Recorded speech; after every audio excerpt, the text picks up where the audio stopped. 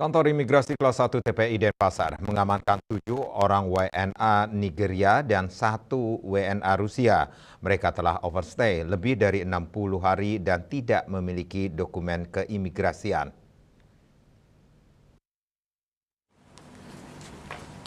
Kantor Imigrasi Kelas 1 TPI Denpasar menindaklanjuti laporan dari masyarakat terkait adanya warga negara asing yang diduga sudah tidak memiliki izin tinggal dan melakukan pengecekan di lapangan. Tim intelijen Kantor Imigrasi Kelas 1 TPI Denpasar bersinergi dengan personil Badan Intelijen Negara, personil Badan Intelijen Strategi TNI, dan personil Intelkam Polda Bali meluncur ke sebuah tempat kos di Jalan Kusuma Bangsa Denpasar. Sesampainya di TKP, menyisir kamar yang diduga menjadi tempat tinggal WNA. Dari pengecekan tersebut, petugas berhasil mengamankan 7 orang WNA, yakni 3 orang WNA pemegang izin tinggal yang telah berakhir masa berlakunya, dan 4 WNA tidak dapat memperlihatkan dan menyerahkan dokumen perjalanan atau izin tinggal yang dimilikinya.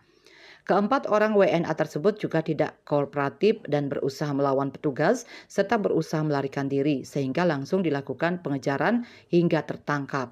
Selanjutnya 3 orang WNA tersebut dibawa ke kantor imigrasi kelas 1 TPI Denpasar dan 1 orang dibawa ke rumah sakit karena cedera saat melompat dari lantai 3 karena berusaha kabur.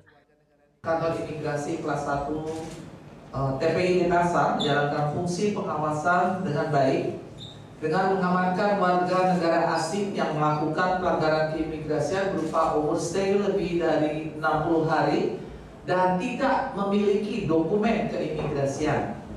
Sejumlah total 8 orang asing. Selain itu, polisi Pamong Praja, pemadam kebakaran dan penyelamatan pemerintah Kabupaten Gianyar mengantar 1 orang WNA yang terlantar mengganggu ketertiban umum. Pelaku tidak membayar usai makan di sebuah restoran. WNA tersebut tidak bisa menunjukkan dokumen saat pemeriksaan oleh petugas dengan alasan paspornya dibuang. Warga negara Rusia sendiri, 1 orang jenis kelamin perempuan yang kami amankan pada tanggal 5 Juli tahun 2024 berdasarkan laporan dari masyarakat diserahkan ke Satuan Polisi Pamong Praja Gianyar, kemudian bekerja sama dengan imigrasi untuk menindaklanjuti kegiatan tersebut, dan warga negara Rusia ini sudah berada di Indonesia dari akhir tahun 2023, dan pengakuan dari yang bersangkutan paspornya atau dokumen perjalanannya dibuang oleh yang bersangkutan.